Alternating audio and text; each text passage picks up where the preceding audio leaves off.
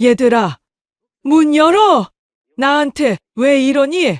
제발 문 열어! 새벽 5시 30분 강원도 평창 어느 산골 마을이었습니다.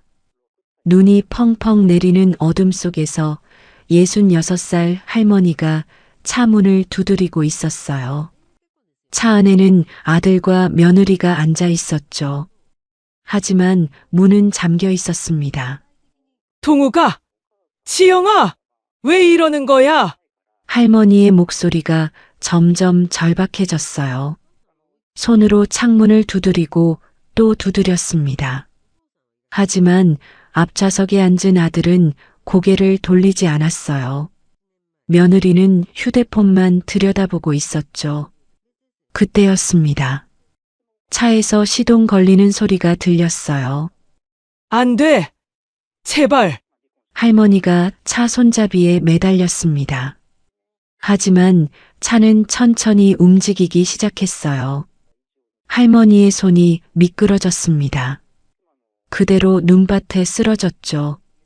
빨간 후미등이 하얀 눈보라 속으로 사라져갔습니다. 할머니는 그 자리에 주저앉아 울부짖었어요. 어쩌다 이런 일이 벌어진 걸까요? 오늘 이야기는 착한 며느리, 효자 아들이라고 믿었던 자식들에게 배신당한 한 어머니의 이야기입니다. 그럼 오늘의 사연 지금 시작하겠습니다. 주인공은 박정숙 씨, 올해 66살입니다. 경기도 고양시에서 작은 반찬 가게를 운영하고 계셨어요.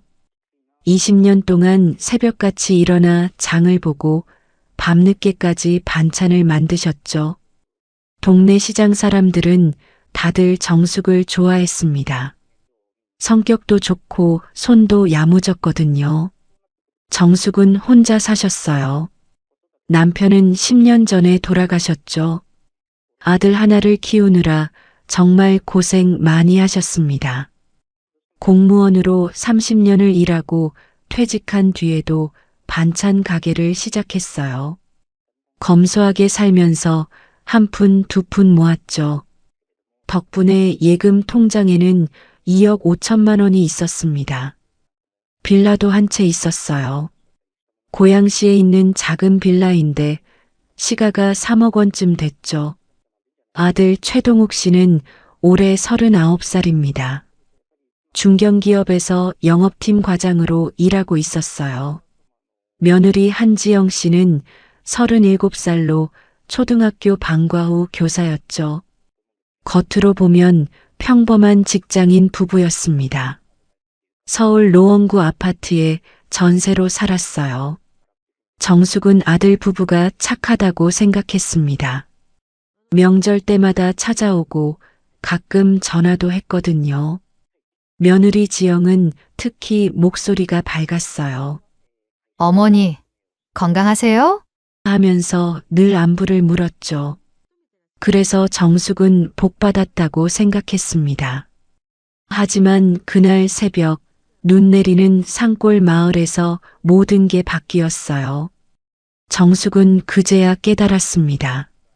자신이 얼마나 큰 착각 속에 살았는지를요. 사실 이 일은 갑자기 벌어진 게 아니었습니다. 일주일 전부터 조짐이 있었어요. 그날 저녁이었습니다. 정숙이 반찬 가게 일을 마치고 집에 돌아왔을 때 아들 동욱한테서 전화가 왔죠. 목소리가 평소와 달리 다급했어요. 급한 일이 생겼다고 했습니다. 투자 기회가 생겼는데 2천만 원이 필요하다더군요.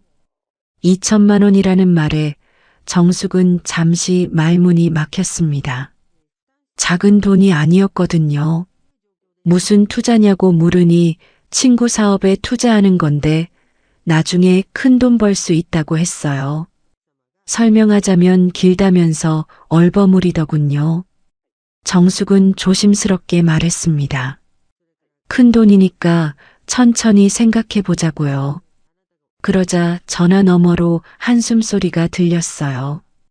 동욱은 짜증 섞인 목소리로 알겠다고만 하고 전화를 끊었습니다.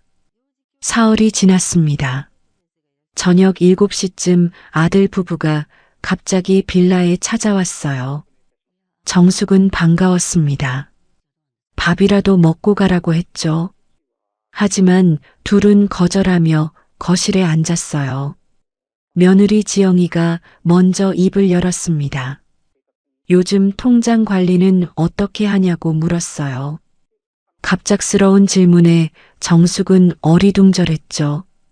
그냥 혼자 알아서 한다고 대답했습니다. 그러자 지영이 말했어요.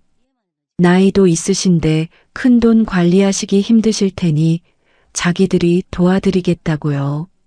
목소리는 밝았지만 뭔가 이상했습니다. 정숙은 불편한 마음이 들었어요. 괜찮다고 평생 혼자 관리해왔다고 말했죠. 동욱이 끼어들었습니다. 예금이 얼마나 있냐고 자기들이 알아야 나중에 도와드린다고 했어요. 정숙은 당황했습니다. 왜 갑자기 이런 이야기를 하는지 이해가 안 됐거든요. 자기가 알아서 할 거라고 걱정하지 말라고 했어요. 그 순간 분위기가 싸늘해졌습니다. 지영의 얼굴에서 미소가 사라졌어요. 동욱도 입술을 꽉 다물었죠. 둘은 오래 앉아있지 않고 일어나 나갔습니다. 인사도 대충 하고요. 문이 닫힌 후 정숙은 이상한 기분이 들었습니다. 뭔가 잘못된 느낌이었어요. 하지만 아들 부부가 그럴 리 없다고 스스로를 위로했죠. 이틀이 더 지났습니다. 동욱한테서 또 전화가 왔어요. 이번에는 목소리가 차가웠습니다. 정말 급하다면서 2천만 원 안 되면 1,000만 원이라도 달라고 했어요. 정숙은 자기도 돈이 다 계획이 있다고 말했습니다. 동욱이 쏘아붙였어요. 혼자 쓰기도 많은 돈인데 무슨 계획이냐고요. 정숙은 가슴이 철렁했습니다. 아들의 말투가 너무 날카로웠거든요. 노후 자금이라고 나중에 아프거나 하면 필요하다고 했죠. 그러자 동욱이 빌라라도 담보대출 해달라고 했습니다. 정숙은 단호하게 거절했어요. 빌라는 유일한 집이었거든요. 거기에 대출을 받으면 나중에 큰일 날 수도 있었죠. 동욱이 소리를 질렀습니다. 그럼 자기들은 어떡하냐고, 정말 힘들다고요. 정숙은 500만 원은 줄 수 있다고 했어요. 하지만 동욱은 그 돈으로 뭘 할 수 있냐며 화를 냈습니다. 그러고는 맘대로 하라는 말만 남기고 전화를 끊어버렸어요. 정숙은 한참 동안 휴대폰을 들고 멍하니 있었습니다. 가슴이 답답했어요.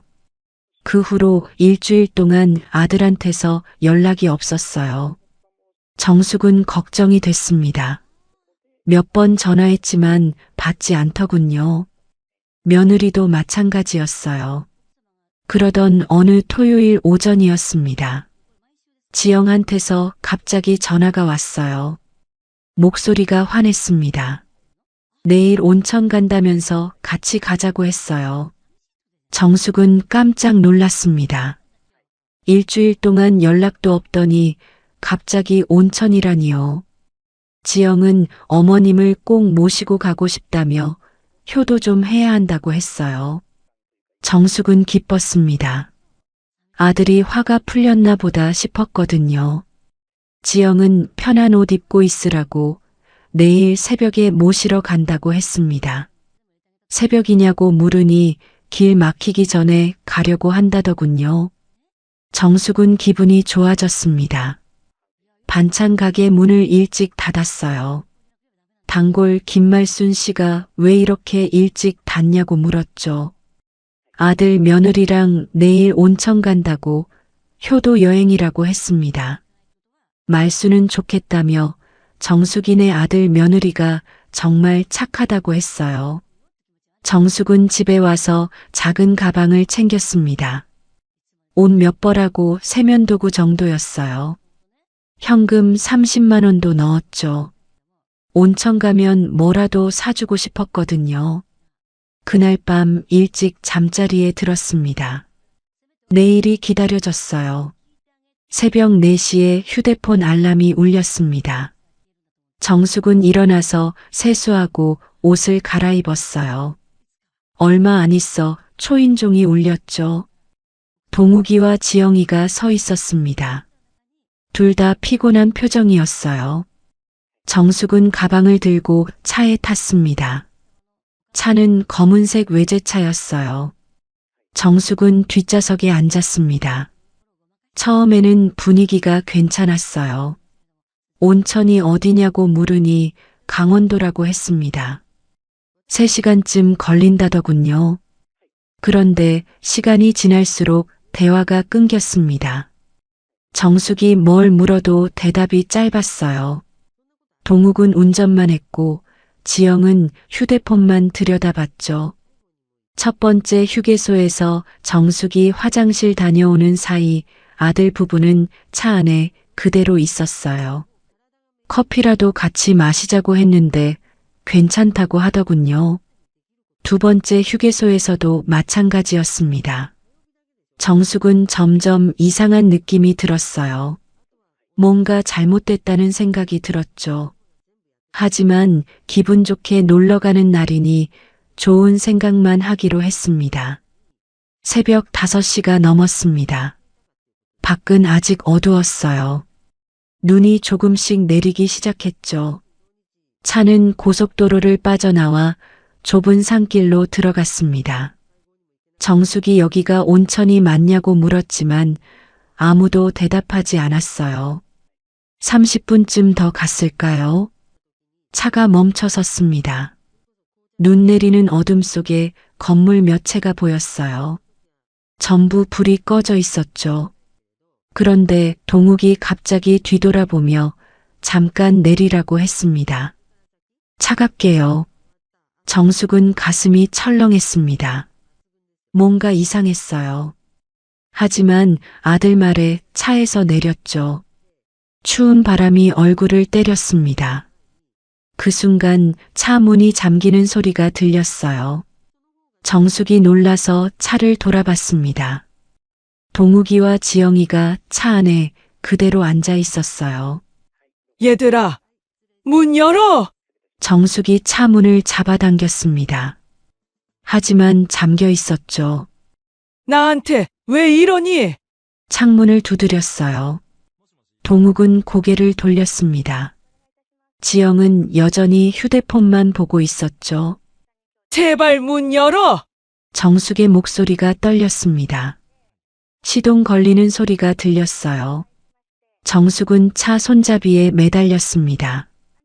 차가 천천히 움직이기 시작했어요. 정숙의 손이 미끄러졌습니다. 그대로 눈밭에 넘어졌죠. 차는 그렇게 떠나갔습니다. 빨간 후미등이 하얀 눈보라 속으로 사라졌어요. 정숙은 눈밭에 주저앉았습니다. 온몸이 떨렸어요. 추위 때문만은 아니었죠.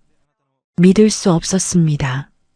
자신이 키운 아들이, 며느리가 자신을 버렸다는 게요. 눈만 펑펑 내릴 뿐이었습니다. 차가 떠나고 정숙은 눈밭에 주저앉아 있었습니다. 정신이 멍했어요. 이게 현실인지 꿈인지 구분이 안 됐죠. 하지만 얼굴을 때리는 찬바람은 분명했습니다. 이건 꿈이 아니었어요. 정숙은 천천히 일어났습니다. 주변을 둘러봤어요. 펜션 건물 서너 채가 보였는데 전부 불이 꺼져 있었습니다. 눈은 점점 더 거세게 내렸어요. 체감 온도는 영하 15도쯤 됐을 겁니다. 가장 가까운 펜션으로 걸어갔습니다. 문을 두드려 봤어요. 아무 대답이 없었죠. 손잡이를 돌려봤지만 잠겨 있었습니다. 다른 펜션도 마찬가지였어요. 전부 비수기라 문을 닫아놓은 거였죠. 정숙은 처마 밑으로 피신했습니다. 그나마 눈을 피할 수 있는 곳이었거든요. 가방을 뒤졌어요. 휴대폰을 꺼냈죠. 배터리가 3%밖에 안 남아 있었습니다. 급하게 119에 전화를 걸었어요. 여보세요. 도와주세요. 목소리가 떨렸습니다. 상황을 설명하려고 했는데 말이 제대로 안 나왔어요. 어디냐는 질문에 대답을 못했습니다. 강원도 어딘가라는 것밖에 몰랐거든요. 펜션이라고 했지만 주소를 모르니 소용없었어요. 할머니, 정확한 위치를 말씀해 주셔야 해요. 저도 모르겠어요. 눈이 너무 많이 와서. 통화하는 중에 휴대폰이 꺼졌습니다. 배터리가 다 다른 거였어요. 정숙은 손에 든 휴대폰을 멍하니 바라봤습니다. 이제 완전히 혼자였어요. 새벽 6시가 넘어갔습니다. 하늘이 조금씩 밝아지기 시작했어요. 하지만 눈보라는 멈추지 않았습니다. 정숙은 처마 밑에 웅크리고 앉아 있었어요. 얇은 패딩 하나로는 추위를 막기에 턱없이 부족했습니다. 손끝과 발끝의 감각이 사라지기 시작했어요. 몸이 덜덜 떨렸습니다. 이를 악물었지만 떨림은 멈추지 않았죠.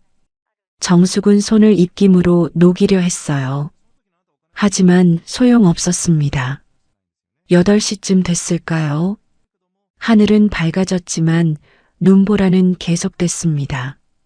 정숙은 길을 찾아 걸어볼까 생각했어요. 하지만 주변을 보니 위험했습니다. 길이 어디인지도 모르겠고 이 눈보라 속에서 길을 잃으면 더 큰일이었죠. 그냥 여기서 기다리는 수밖에 없었습니다. 누군가 올 거라고 믿었어요. 펜션 주인이라도 올 거라고요. 시간이 지났습니다. 정오가 됐을 때쯤 정숙은 가방을 다시 뒤졌어요. 먹을 게 있나 찾아봤죠. 사탕 2개가 나왔습니다. 하나를 입에 넣었어요. 단맛이 퍼졌습니다. 조금이나마 힘이 나는 것 같았어요. 하지만 몸 상태는 점점 나빠졌습니다.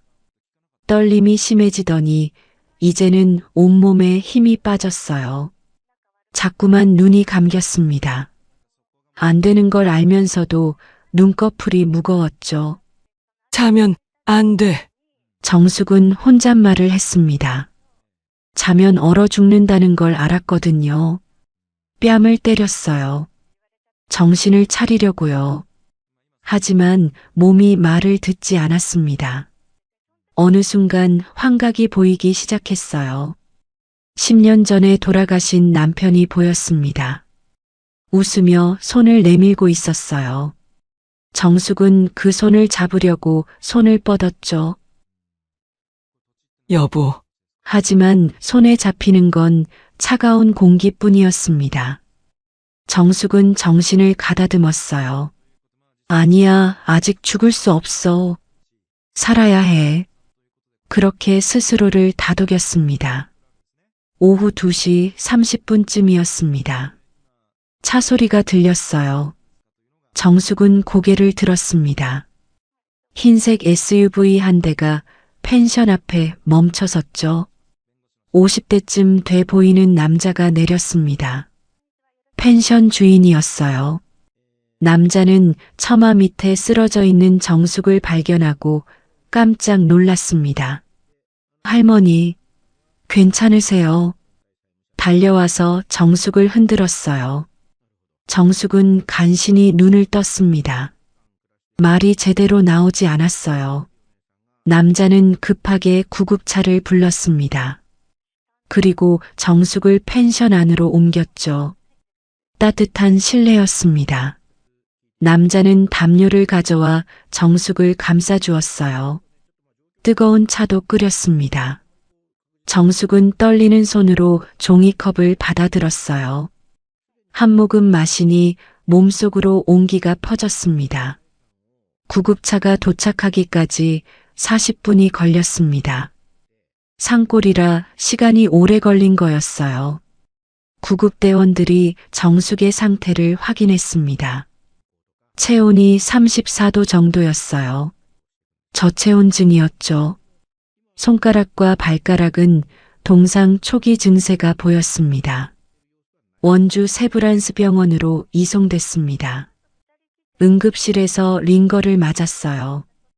의사가 말했습니다. 조금만 늦었으면 위험했을 거라고요. 정숙은 하루 입원하게 됐습니다. 병실에 누워 있는데 경찰관이 왔어요. 상황을 물었습니다. 정숙은 떨리는 목소리로 설명했어요. 아들 부부가 자신을 산골에 버리고 갔다고요. 경찰관은 놀란 표정이었습니다. 유기 사건이라고 했어요. 가족 연락처를 아느냐고 물었죠. 정숙은 고개를 저었습니다. 제발 연락하지 말아달라고 했어요. 경찰관은 난감한 표정이었습니다. 하지만 보호자가 필요하다고 했죠.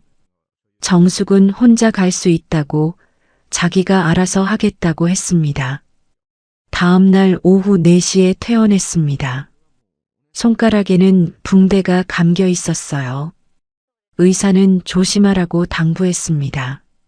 정숙은 고맙다고 인사하고 병원을 나왔어요. 택시를 타고 버스 터미널로 갔습니다. 3만 원이 나왔어요. 고속버스 표를 끊었습니다. 서울행이었죠. 2시간 반이 걸렸습니다. 고향 터미널에 도착한 건 저녁 7시였어요. 동네 버스를 타고 집으로 향했습니다. 창밖을 보니 익숙한 풍경이었어요. 하지만 이제 모든 게 달라 보였습니다. 저녁 8시 30분 빌라에 도착했습니다. 관리인 박기철이 현관에서 정숙을 보고 깜짝 놀랐어요. 사장님, 어디 갔다 오세요? 이틀이나 연락이 안 돼서. 정숙의 손을 보더니 더 놀랐습니다. 손이 왜 그래요? 병원 다녀오셨어요? 정숙은 괜찮다고만 했습니다. 그냥 좀 아파서 다녀왔다고요. 박기철이 아들한테 연락하겠다고 하자 정숙은 강하게 말했어요. 하지 마세요. 너무 세게 말한 탓에 박기철이 놀랐습니다. 정숙은 미안하다고 하며 집으로 들어갔어요. 방문을 닫았습니다. 혼자였어요. 온몸이 아팠습니다. 근육통이 심했죠.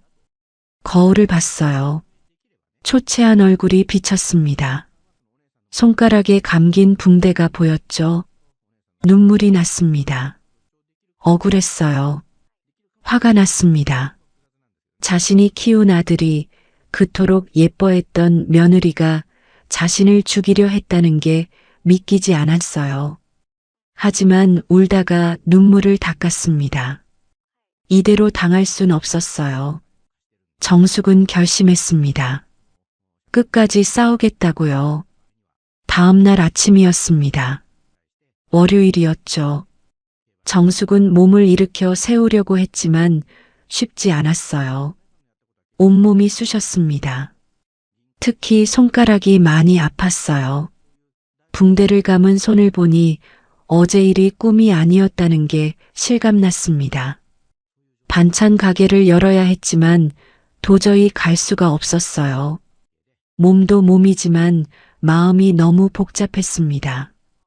단골들을 볼 자신이 없었죠. 정숙은 가게 문을 닫기로 했습니다. 9시쯤 됐을까요? 휴대폰이 울렸어요. 친구 김말순이었습니다.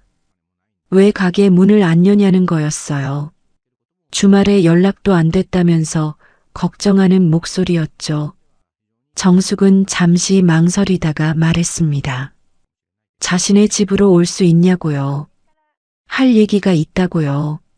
말순은 금방 가겠다고 했습니다. 30분 후 말순이 왔어요. 정숙의 얼굴을 보자마자 놀랐습니다. 안색이 너무 안 좋았거든요. 그리고 손에 감긴 붕대를 봤죠. 이게 무슨 일이야? 정숙은 그동안 있었던 일을 털어놓았습니다. 아들 부부가 온천 간다며 차에 태웠다는 것, 강원도 산골에 버리고 갔다는 것, 눈 속에서 9시간을 버텼다는 것, 병원에 실려갔다는 것까지요. 말수는 듣는 내내 입을 다물지 못했어요. 믿을 수 없다는 표정이었습니다. 이야기가 끝나자 말수는 분노했어요. 완전히 미쳤구나, 완전히. 그게 사람이 할 짓이야? 말수는 당장 경찰에 가자고 했습니다. 이건 범죄라고 신고해야 한다고요. 정숙은 고개를 저었어요. 증거가 없다고 했습니다. 아들 부부는 온천에 데려다 줬다고 할 거라고요. 말수는 답답해했습니다. 병원 기록이 있지 않냐고, 펜션 주인도 받지 않냐고 했어요. 하지만 정숙은 확신이 없었습니다. 아들을 고소한다는 게 쉬운 일이 아니었거든요. 두 사람이 이야기하고 있을 때였습니다. 초인종이 울렸어요. 정숙은 몸이 굳었습니다. 누군지 알 것 같았거든요. 문을 열었습니다. 역시나 동욱과 지영이었어요. 둘은 환한 얼굴로 서 있었습니다. 손에는 과일 바구니를 들고 있었죠. 마치 효자 며느리처럼요. 동욱이 밝게 말했습니다. 온천 어땠냐고요. 정숙은 그들을 멍하니 바라봤습니다. 어떻게 저렇게 태어날 수 있는지 이해가 안 됐어요. 지영도 웃으며 말했습니다. 연락이 안 돼서 걱정했다고요. 정숙의 손에 감긴 붕대를 보고도 그냥 물었어요. 손을 다쳤냐고요. 정숙은 떨리는 목소리로 말했습니다. 너희가 나를 버렸어. 강원도 산골에 날 버리고 갔어. 동욱이 어리둥절한 표정을 지었습니다. 자기들이 뭘 했다는 거냐고 되물었어요. 지영도 고개를 갸웃거렸죠. 자기들은 일요일 새벽에 헤어졌다고 했습니다. 온천 입구에서 먼저 들어가셨다고요. 정숙은 소리쳤습니다. 거짓말 하지 마. 너희 때문에 눈 속에서 얼어 죽을 뻔했어. 동욱이 차분하게 말했습니다. 무슨 말씀이시냐고요. 강원도 온천 앞에서 헤어졌다고 했죠. 지영은 걱정스러운 표정으로 정숙을 봤습니다. 기억이 안 나시냐고, 혹시 어디 아프시냐고 물었어요. 정숙은 말문이 막혔습니다. 너무나 자연스러운 거짓말이었어요. 마치 정말 그런 것처럼 말하는 거였죠. 정숙은 혼란스러웠습니다. 자신의 기억이 맞는 건지 의심이 들 정도였어요. 그때 거실에 있던 말순이 나왔습니다. 참다 못해 나선 거였죠. 야, 너희들. 하는 짓 다 봤어. 지영이 깜짝 놀라 뒤돌아봤습니다. 누구냐고 물었어요. 말수는 정숙의 친구라고 너희들이 무슨 짓을 했는지 다 들었다고 했습니다. 경찰에 신고할 거라고요. 동욱의 표정이 굳었습니다. 지영은 비웃듯이 말했어요. 이상한 사람이랑 사시면 안 된다고 괜히 이상한 이야기 들으신 거 아니냐고요. 정숙이 소리쳤습니다. 말수는 자기 친구라고 나가라고요. 동욱과 지영은 어색하게 웃으며 물러났습니다. 하지만 문을 나가기 전에 지영이 차갑게 한마디 던졌어요. 조심하세요. 나이 드시면 기억력이 안 좋아지잖아요. 위험해요. 동욱도 덧붙였습니다. 어머니, 병원 한번 가보세요. 요즘 치매 검사도 쉽게 받을 수 있어요. 문이 닫혔습니다. 정숙과 말수는 그 자리에 멍하니 서 있었어요. 말순이 먼저 입을 열었습니다. 저 인간들이 진짜... 말수는 당장 경찰에 가자고 했습니다. 이건 유기죄라고 그냥 넘어가면 안 된다고요. 정숙은 주저했습니다. 증거가 없다고 자식을 고소한다는 게 쉽지 않다고 했어요. 하지만 말수는 단호했습니다. 병원 기록이 있다고 펜션도 찾으면 된다고 했어요. 무엇보다 저렇게 뻔뻔하게 거짓말하는 걸 보니 절대 그냥 둘 수 없다고 했죠. 정숙은 고민했습니다. 내 자식인데 하는 마음과 이대로는 안 된다는 마음이 싸웠어요. 말수는 정숙의 손을 잡았습니다. 자식이 이런 짓을 하면 자식이 아니라고, 이건 범죄자라고 했어요. 정숙은 천천히 고개를 끄덕였습니다. 알겠다고 생각해 보겠다고 했어요. 말수는 너무 오래 생각하지 말라고 했습니다. 저 인간들이 또 무슨 짓을 할지 모른다고요. 말순이 돌아간 후 정숙은 소파에 앉았습니다. 손에 감긴 붕대를 내려다봤어요. 아직도 손가락이 아팠습니다. 그날 밤의 추위가 생생했어요. 정숙은 결심했습니다. 이대로는 안 되겠다고요. 말순 말이 맞았습니다. 이건 범죄였어요. 자식이고 뭐고 없었습니다. 하지만 어떻게 해야 할지 막막했습니다. 법도 잘 모르고 싸워본 적도 없었거든요. 정숙은 한숨을 쉬었습니다. 길고 힘든 싸움이 시작될 것 같았어요. 일주일이 지났습니다.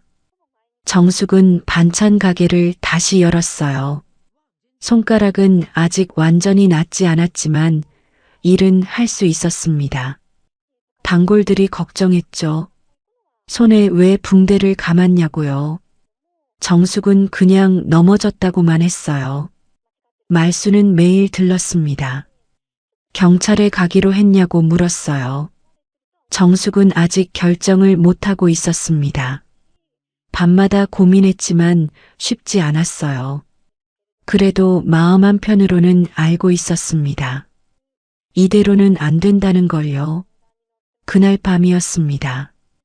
10시쯤 됐을까요? 동욱한테서 전화가 왔어요. 정숙은 가슴이 철렁했습니다. 전화를 받았죠.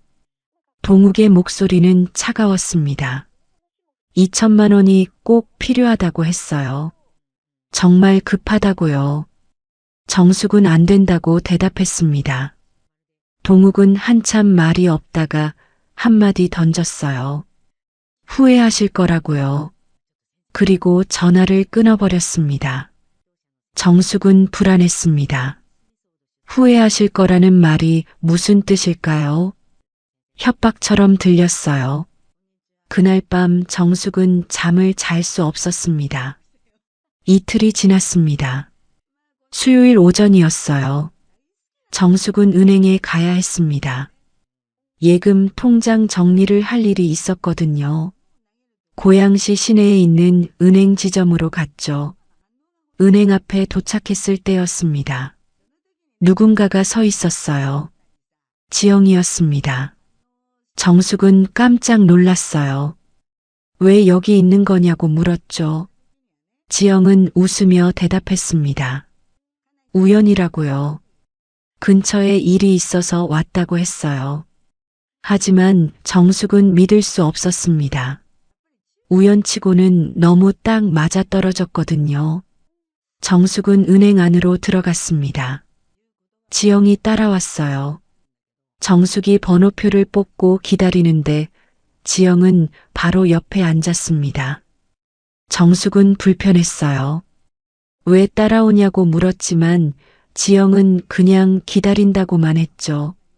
순서가 됐습니다. 정숙이 창구로 가니 지영도 따라왔어요. 딱 붙어서 서 있었습니다. 창구 직원이 물었어요. 어떻게 도와드릴까요? 정숙은 잔액 확인만 하려고 했습니다. 그런데 지영이 끼어들었어요. 통장 관리를 자기가 해드리겠다고 했습니다. 창구 직원이 어색한 표정을 지었어요. 정숙은 당황해서 아니라고 괜찮다고 했죠. 지영은 계속 말했습니다. 나이도 있으신데 깜빡하시지 않냐고 자기가 도와드리는 게 낫다고요. 주변 사람들이 쳐다봤습니다. 정숙은 얼굴이 화끈거렸어요. 창구 직원은 난처해하며 본인 의사를 확인했습니다.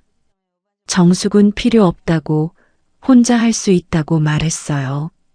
지영은 불만스러운 표정이었지만 물러섰습니다. 은행 업무를 마치고 밖으로 나왔습니다. 지영이 따라 나왔어요. 정숙은 빨리 가려고 했지만 지영이 앞을 막아섰습니다. 지영이 말했습니다. 솔직히 말하겠다고요. 그 나이에 2억 5천을 혼자 관리하냐고, 사기당하면 어떡하냐고 했어요. 정숙은 자기 돈이라고 자기가 알아서 한다고 대답했습니다.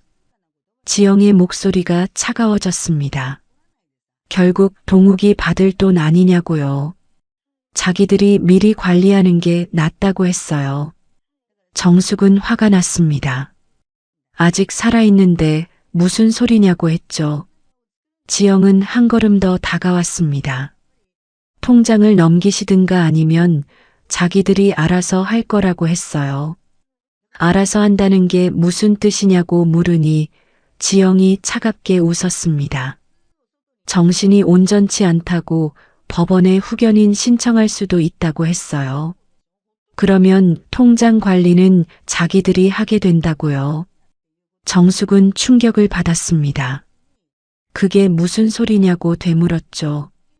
지영은 요즘 노인들 치매 많다면서 온천 갔다 온 것도 기억 못하지 않냐고 했습니다. 병원 가서 진단받으면 금방이라고요. 정숙은 떨렸습니다. 분노와 두려움이 동시에 밀려왔어요. 지영은 생각해 보라는 말만 남기고 떠났습니다. 정숙은 그 자리에 멍하니 서 있었어요. 후견인 신청이라는 말이 머릿속에서 맴돌았습니다. 집으로 돌아왔습니다. 정숙은 인터넷을 검색해 봤어요. 성년후견 제도에 대해 알아봤죠. 법원이 노인이 판단 능력이 없다고 인정하면 후견인을 지정한다고 나와 있었습니다. 그러면 재산 관리는 후견인이 하게 되고요. 정숙은 두려워졌습니다. 아들 부부가 정말로 그럴 수도 있겠다는 생각이 들었어요. 자신을 산골에 버린 사람들인데 못할 게 뭐가 있겠어요. 말순한테 전화했습니다. 오늘 있었던 일을 말했어요. 말순은 분노했습니다. 저런 인간들이 어디 있냐고 당장 경찰에 가자고 했어요. 정숙은 이제 결심했습니다. 더 이상 미룰 수 없었어요. 말순 말대로 경찰에 가야 했습니다. 하지만 그 전에 확실한 증거가 필요했어요. 병원 기록을 떼러 가야 했습니다. 원주 세브란스 병원에요. 그리고 펜션 주인도 찾아야 했죠. 정확한 위치를 알아내야 했습니다. 정숙은 수첩에 해야 할 일들을 적었습니다. 병원 기록, 펜션 주소, 경찰 신고, 하나하나 준비해야 했어요. 쉽지 않을 거라는 걸 알았습니다. 하지만 해야만 했어요. 그날 밤 정숙은 생각했습니다. 자신을 버린 아들 부부가 이제는 자신을 치매 환자로 만들려고 한다는 게 믿기지 않았어요. 하지만 현실이었습니다. 정숙은 더 이상 착한 어머니가 아니었습니다. 싸울 준비를 하고 있었어요. 이번만큼은 절대 지지 않을 거라고 다짐했습니다. 2주가 지났습니다. 정숙은 반찬 가게를 평소처럼 운영했어요. 하지만 마음은 무거웠습니다. 아들 부부한테서는 연락이 없었죠. 오히려 그게 더 불안했어요. 조용한 폭풍 전야 같았습니다. 정숙은 준비를 하고 있었습니다. 원주 세브란스 병원에 전화해서 진료 기록을 요청했어요. 일주일 정도 걸린다고 했죠. 펜션 위치도 알아냈습니다. 평창군 어느 마을이었어요. 펜션 주인 연락처도 받았고요. 말수는 자주 들렀습니다. 준비 잘하고 있냐고, 언제 경찰에 갈 거냐고 물었어요. 정숙은 병원 기록이 나오면 바로 가겠다고 했습니다. 어느 목요일 오후였습니다. 장사가 한창일 때였어요. 단골 할머니들이 반찬을 고르고 있었죠. 시장 상인의 총무 정미경도 지나가다 들렀고요. 그때 아들 부부가 나타났습니다. 동욱과 지영이었어요. 큰 목소리로 정숙을 불렀습니다. 주변 사람들이 고개를 돌렸어요. 동욱이 환하게 웃으며 다가왔습니다. 잘 지내시냐고 물었어요. 정숙은 긴장했습니다. 갑자기 왜 온 건지 알 수 없었거든요. 지영도 밝은 목소리로 말했습니다. 요즘 어떠시냐고, 건강은 괜찮으시냐고 물었어요.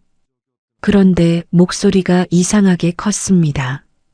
주변 사람들이 다 들으라는 듯이요. 동욱이 정숙의 손을 보며 물었습니다. 약은 잘 드시냐고요. 정숙은 무슨 약이냐고 되물었어요. 동욱은 의미심장하게 웃었습니다. 병원에서 준 약 아니냐고요.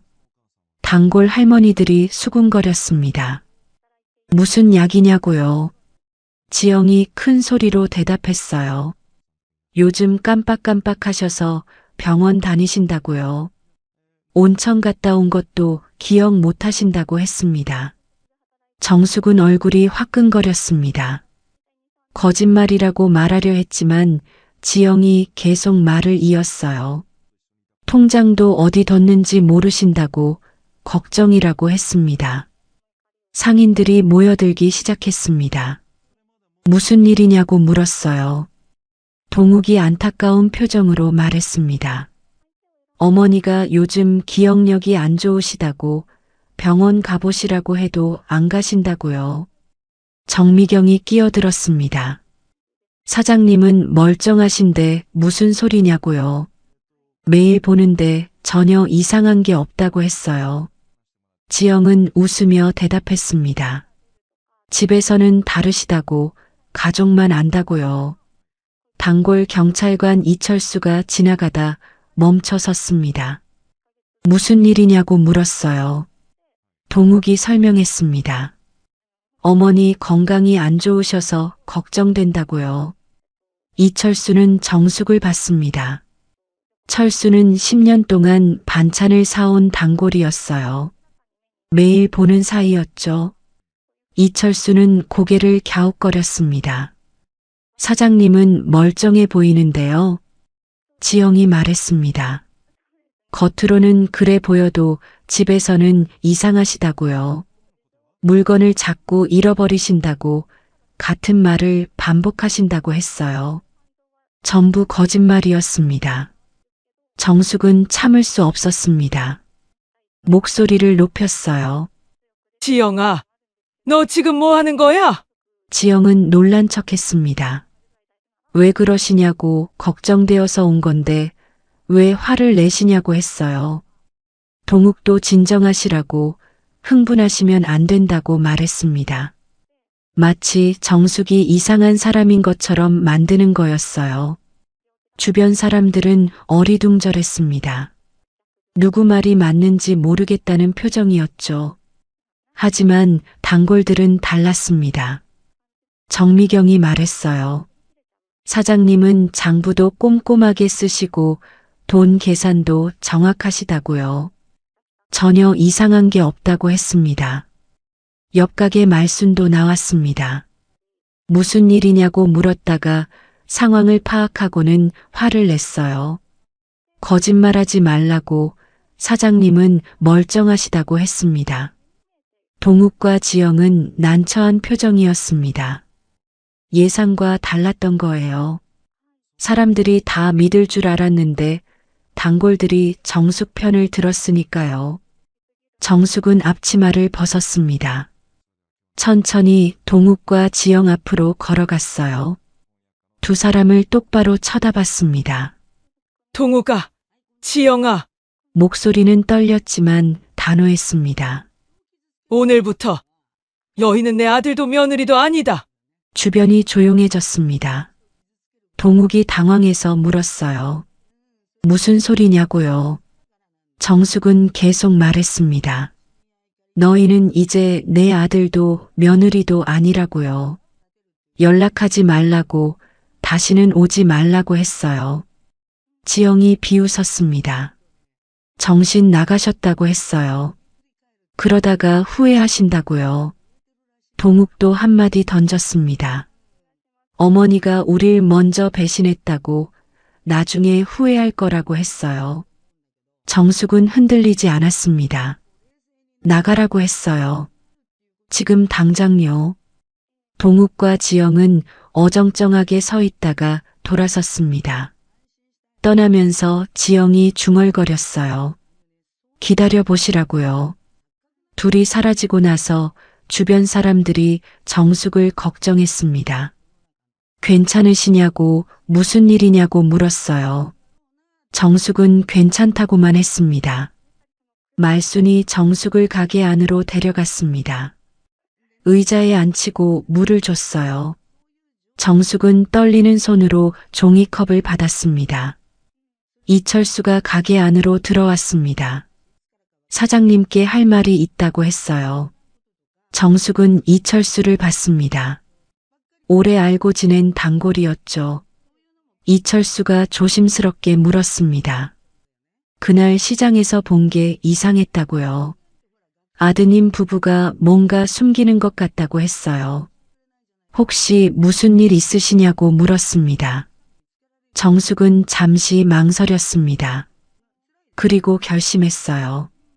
이제는 말해야 할 때라고 생각했죠. 천천히 입을 열었습니다. 2주 전에 있었던 일을요. 이철수는 듣는 내내 표정이 굳어갔습니다. 유기 사건이라고 했어요. 신고하셔야 한다고요. 정숙은 병원 기록을 준비하고 있다고 말했습니다. 이철수가 말했습니다. 자기가 도와주겠다고요. 증거만 확보되면 정식으로 수사할 수 있다고 했어요. 정숙은 고맙다고 했습니다.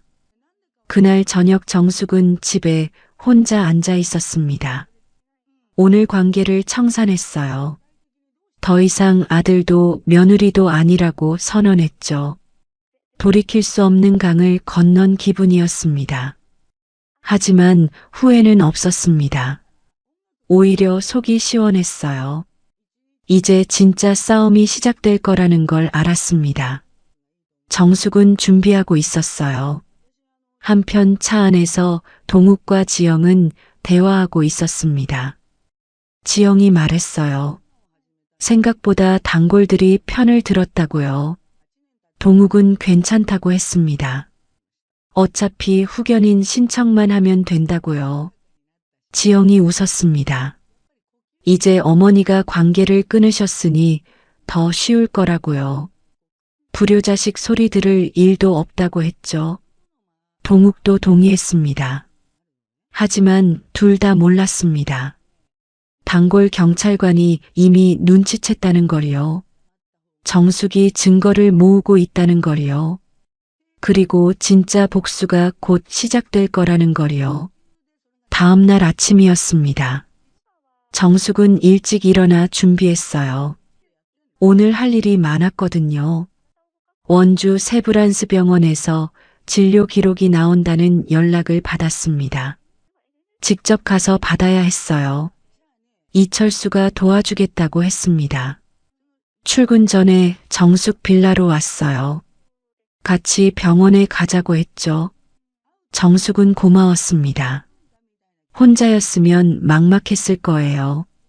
차로 2시간을 달려 원주에 도착했습니다. 병원 원무과에서 진료 기록을 받았어요. 저체온증 진단서, 응급실 기록, 입원 기록이 전부 있었습니다. 손가락 동상 소견도 적혀 있었죠. 이철수가 기록을 확인했습니다. 이 정도면 충분하다고 했어요. 명백한 증거라고요. 다음은 펜션 주인을 만나야 했습니다. 평창으로 향했습니다. 펜션 주인한테는 미리 연락을 해뒀어요. 오시면 도와드리겠다고 했죠. 펜션에 도착하니 주인이 나와서 반겼습니다. 주인은 그날 일을 생생하게 기억하고 있었어요. 처마 밑에 쓰러져 있던 정숙을 발견했던 것, 구급차를 불렀던 것, 전부 말해줬습니다. CCTV도 있다고 했어요. 이철수가 CCTV를 확인했습니다. 새벽 5시 30분경 검은색 외제차가 펜션 앞에 섰어요. 정숙이 차에서 내렸고 차는 곧바로 떠났죠. 정숙이 차를 두드리는 모습도 찍혀 있었습니다. 이철수가 말했습니다. 이건 결정적 증거라고요. 차량 번호도 보인다고 했어요. 동욱의 차가 맞는지 확인하면 된다고 했죠. 펜션 주인은 진술서를 써주겠다고 했습니다. 필요하면 법정에도 가겠다고요. 정숙은 고개를 숙여 감사하다고 말했어요. 고향으로 돌아오는 길이었습니다. 이철수가 말했습니다. 고속도로 하이패스 기록도 확인할 수 있다고요. 동욱 차가 그날 새벽 그 시간에 평창을 지나갔는지 확인하면 된다고 했어요. 정숙은 힘이 났습니다. 증거가 이렇게 많은 줄 몰랐거든요. 아들 부부가 아무리 거짓말해도 소용없을 거였어요. 다음 날 정숙은 은행에 갔습니다. 통장 비밀번호를 전부 바꿨어요. 예금 계좌도 새로 만들었습니다. 옛날 통장은 거래 정지시켰죠. 지영이 사진을 찍어뒀던 통장이었거든요. 은행 직원이 물었습니다. 왜 이렇게 하시냐고요? 정숙은 개인 사정이라고만 했습니다. 직원은 알았다며 처리해줬어요. 통장 수익자도 바꿨습니다. 원래는 동욱이 수익자였어요. 하지만 이제는 조카로 바꿨죠. 만약 자신한테 무슨 일이 생기면 조카가 받게 될 거였습니다. 빌라 등기부등본도 떼러갔습니다. 확인해보니 단독 명의였어요. 아들한테 증여하겠다고 말만 했지 법적으로 넘긴 건 아니었죠. 다행이었습니다. 시장으로 돌아왔습니다. 단골들이 걱정했어요. 그날 일 이후로 다들 신경 쓰고 있었거든요. 말순이 물었습니다. 어떻게 됐냐고요? 정숙은 증거를 다 모았다고 말했습니다. 이제 경찰에 신고할 거라고요. 말순은 잘했다며 격려했어요. 정미경도 도와주겠다고 했습니다. 상인들이 모였습니다. 15명이 진술서를 써줬어요. 정숙은 정상이라고 치매 같은 거 전혀 없다고 했죠. 장부도 꼼꼼하고 계산도 정확하다고 썼습니다. 이철수가 정식으로 고소장을 접수했습니다. 유기죄였어요. 증거 자료도 전부 제출했죠. 병원 기록, 펜션 CCTV, 펜션 주인 진술서, 하이패스 기록까지요. 경찰서에서 수사가 시작됐습니다. 이철수가 직접 담당하지는 않았지만 동료들이 맡았어요. 증거가 확실해서 수사는 빠르게 진행됐습니다. 일주일 후 동욱한테 출석 통보서가 발송됐습니다. 회사로 보내졌어요. 인사팀에서 받았죠. 출석 통보서에는 유기죄 피의자라고 적혀 있었습니다. 인사팀장이 동욱을 불렀습니다. 이게 무슨 일이냐고 물었어요. 동욱은 당황했습니다. 오해라고 어머니가 착각하신 거라고 했죠. 하지만 인사팀장은 심각한 표정이었습니다. 회사 이미지에 안 좋다고 했어요. 일단 상황을 지켜보겠지만 결과에 따라 조치가 있을 거라고 했습니다. 동료들 사이에 소문이 퍼졌습니다. 과장님이 어머니를 버렸다는 거였어요. 다들 수군거렸습니다. 동욱은 점심시간에도 혼자 먹었어요. 아무도 같이 먹자고 하지 않았거든요. 지영도 마찬가지였습니다. 학원에 경찰이 찾아왔어요. 진술 좀 해달라고요. 학원 원장이 알게 됐습니다. 무슨 일이냐고 물었죠. 지영은 변명했습니다. 오해라고, 시어머니가 치매가 있으셔서 그런 거라고 했어요. 하지만 원장은 불편해했습니다. 학부모들이 알면 안 좋다고 했죠. 그날 저녁 동욱과 지영은 정숙 빌라로 왔습니다. 초인종을 마구 눌렀어요. 정숙이 문을 열었죠. 동욱이 소리쳤습니다. 왜 이러시냐고, 고소를 취하하라고요. 이러면 자기들이 어떻게 되는지 아시냐고 했어요. 정숙은 차분하게 대답했습니다. 알고 있다고요. 그래서 하는 거라고 했죠. 지영이 애원했습니다. 제발 고소를 취하해달라고, 자기들이 잘못했다고 했어요. 하지만 진심은 아니었습니다. 눈빛이 차가웠거든요. 정숙은 고개를 저었습니다. 안 된다고 했어요. 너희가 한 짓을 생각하면 절대 안 된다고요. 동욱이 협박했습니다. 그럼 어머니도 후견인 신청 당하실 거라고, 치매 진단받게 만들 거라고 했어요. 정숙은 웃었습니다. 해보라고요. 증인이 15명이나 있다고 했죠. 시장 사람들이 전부 자기 편이라고요. 동욱과 지영은 할 말이 없었습니다. 정숙은 문을 닫았어요. 둘은 복도에 서 있다가 결국 돌아갔습니다. 정숙은 창문으로 그들을 내려다봤습니다. 차를 타고 떠나는 모습이 보였어요. 이제 시작이었습니다. 진짜 복수는 지금부터였죠. 한 달이 지났습니다. 수사는 빠르게 진행됐어요. 증거가 너무 확실했거든요. 검찰에서 기소했습니다. 유기죄로요. 동욱은 회사에서 버티고 있었습니다. 하지만 분위기가 최악이었어요. 동료들은 아무도 말을 걸지 않았죠. 점심시간이면 혼자 구석에 앉아 먹었습니다. 회의 시간에도 다들 피했어요.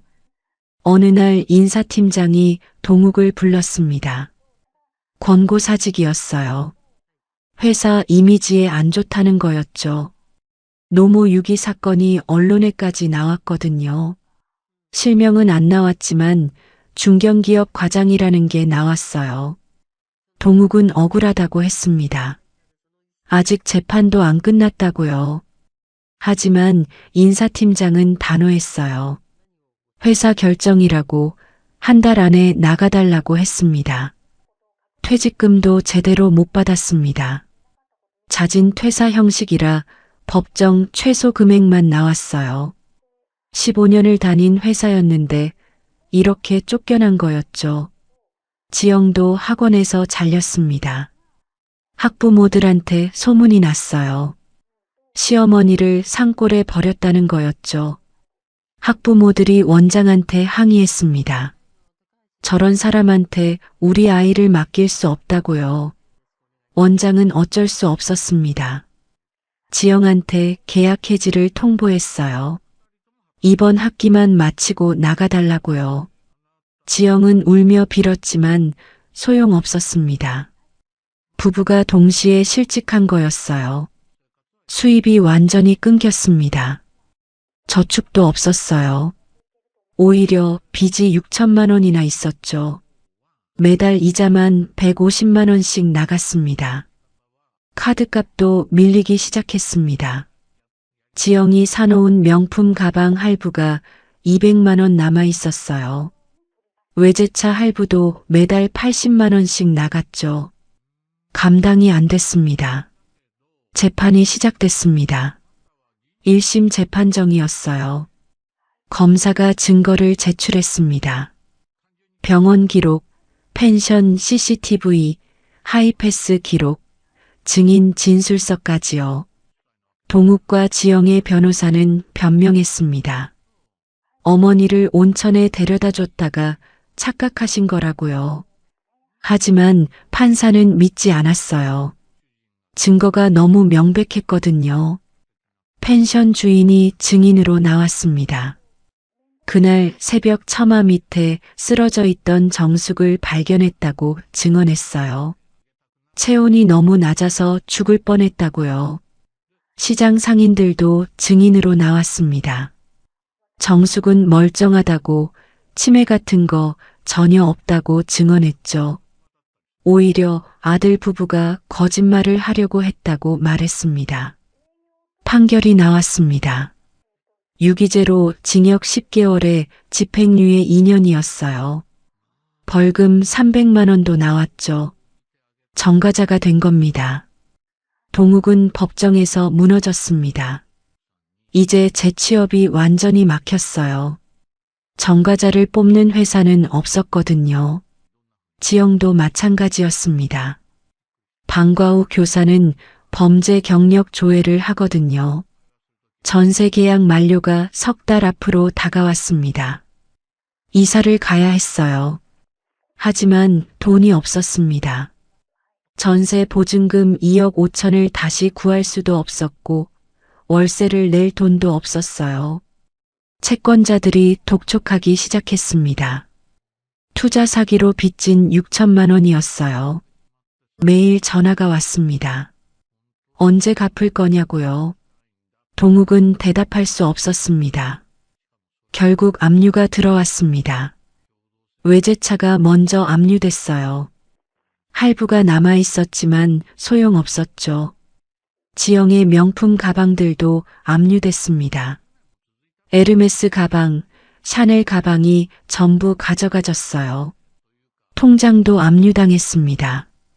퇴직금으로 들어온 돈이 그대로 채권자한테 넘어갔어요. 계좌 잔액은 0원이 됐습니다. 지영은 매일 울었습니다. 자기 명품들이 사라진 게 제일 속상한 거였죠. 동욱한테 화풀이했어요. 다 내 탓이라고, 왜 어머니한테 그랬냐고 소리쳤습니다.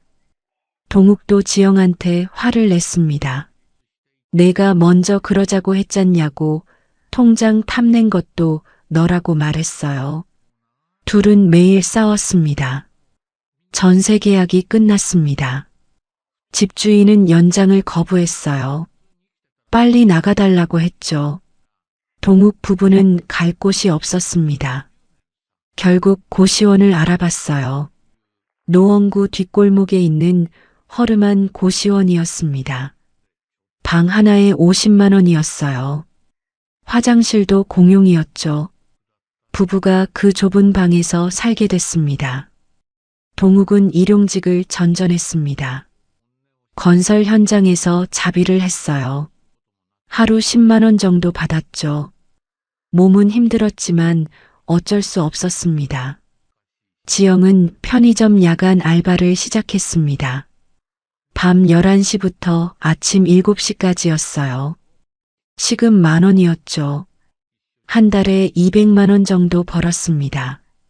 하지만 빚 이자만 150만 원이었어요. 고시원 월세 50만 원의 생활비까지 하면 남는 게 없었습니다. 오히려 빚은 계속 불어났어요. 지역 신문에 기사가 났습니다. 노모 유기 사건으로 실형을 받은 부부 이야기였어요. 실명은 안 나왔지만 노원구라는 힌트가 있었죠. 아파트 입주민들이 알게 됐습니다. 그 부부가 동욱과 지영이라는 걸요. 수군거렸어요. 어떻게 부모를 그렇게 버릴 수 있냐고요. 지영의 친구들도 전부 연락을 끊었습니다. SNS에서 친구 삭제를 당했어요. 단톡방에서도 쫓겨났죠. 명절에도 친정에 못 갔습니다. 지영 어머니가 전화했습니다. 화가 잔뜩 나 있었어요. 우리 얼굴에 먹칠했다고 다시는 오지 말라고 했습니다. 친정 동생들도 연락을 끊었어요.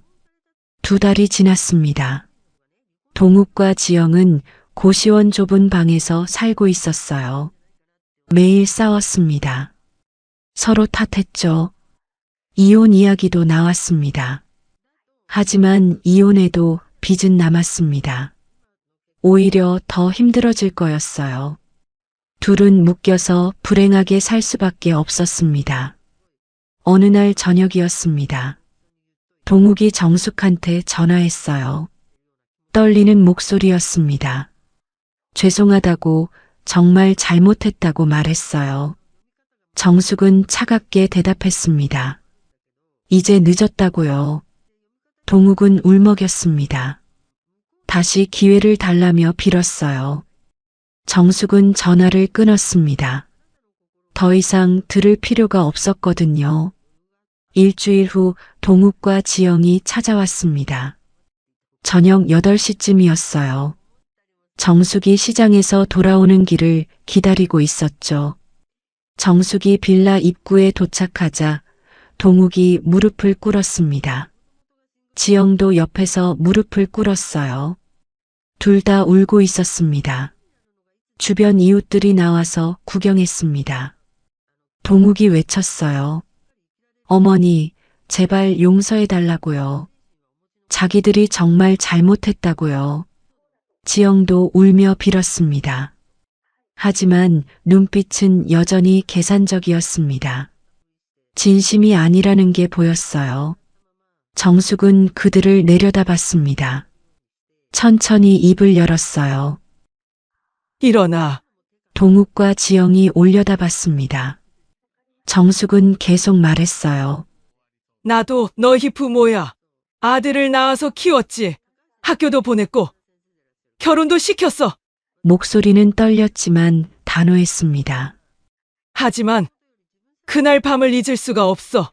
눈 내리던 그 새벽을. 너희는 나를 죽이려고 했어. 그 추위 속에 혼자 버려졌을 때 얼마나 무서웠는지 알아? 동욱이 대답하려 했지만 정숙이 손을 들어 막았습니다. 이제 난 너희 어머니가 아니야. 너희는 내 자식이 아니야. 돌아서서 빌라 안으로 들어갔습니다. 문이 닫혔어요.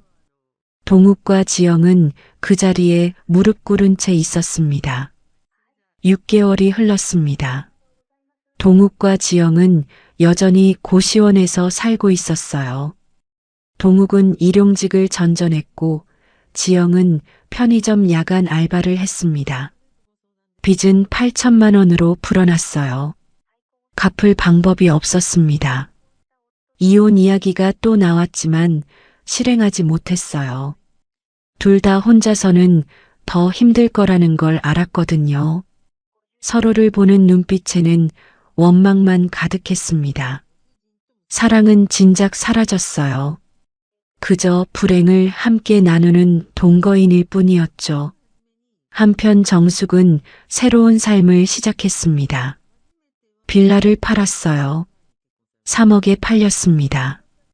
그 돈으로 작은 노인 복지 아파트에 입주했죠.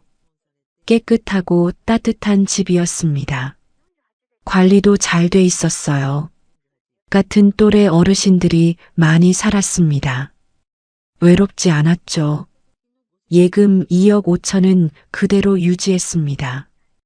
공무원 연금도 매달 200만 원씩 나왔어요. 넉넉한 생활이었습니다. 반찬 가게는 조카한테 물려줬습니다. 조카는 일을 잘했어요. 단골들도 좋아했죠. 정숙은 가끔 들러서 도와주곤 했습니다.